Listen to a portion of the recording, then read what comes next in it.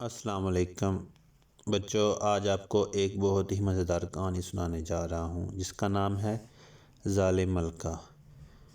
جنگل کے قریبی جزیرے کے برفانی علاقے میں ایک ظالم ملکہ حکومت کرتی تھی، جہاں ملکہ کی اجازت کے بغیر کوئی چڑیا بھی پر نہیں مار سکتی تھی۔ وہ ہر کام اپنے طریقے اور رعب سے کروانے کی عادی تھی، مگر یہ ملکہ اب تک اولاد سے محروم تھی۔ یہ شاید اس کی بد نصیبی تھی یا پھر رایا کی بد دعا کہ ملکہ اتنے عرصے تک صاحب اولاد نہ ہو سکی۔ پھر ایک روز ایسی انہونی ہوئی کہ کسی کو اس پر یقین نہیں آیا۔ ملکہ کے ہاں ایک خوبصورت سی نرم پھولے پھولے گالوں والی گڑیا نے جنم لیا، جو اتنی خوبصورت تھی کہ جو بھی اسے دیکھتا ہی رہ جاتا۔ ملکہ نے اس کا نام شہر بانو رکھا۔ دن گزرتے گئے اور شہر بانو بڑی ہونے لگی، لیکن ایک حیرت انگیز بات یہ تھی کہ اولاد کی دولت پا کر بھی ملکہ کے رویے میں کوئی فرق نہیں آیا تھا، بلکہ وہ پہلے سے زیادہ مغرور ہو گئی تھی۔ شہزادی شہر بانو کبھی کبھی اپنی ماں کے رویے سے پریشان ہو جاتی تھی، اور وہ سمجھتی تھی کہ سب انسان برابر ہوتے ہیں اور ان میں کوئی اونچ نیچ نہیں ہوتی۔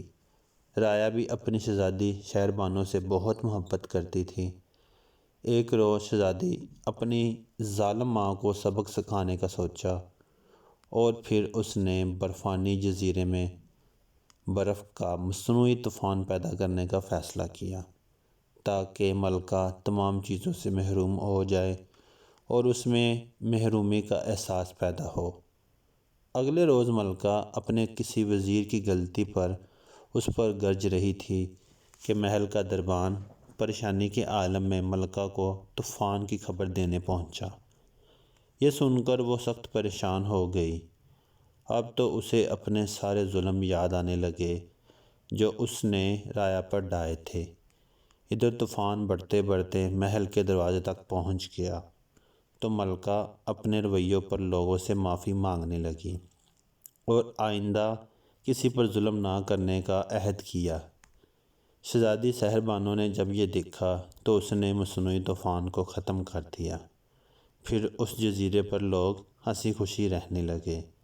کہتے ہیں وہاں برف کی منجمد زندگی بھی خوشحال دکھائی دیتی ہے اور ہر تنگی میں بھی آسانی نظر آتی ہے۔ بچوں، اس کہانی سے ہمیں یہ سبق ملتا ہے کہ شہزادی شہر بانو نے اپنی ماں کے خلاف جاگ کر اپنی ملک کی رایا کو ایک ظالم ملکہ سے نجات دلوائی اور اپنے ملک کو خوشحال کیا۔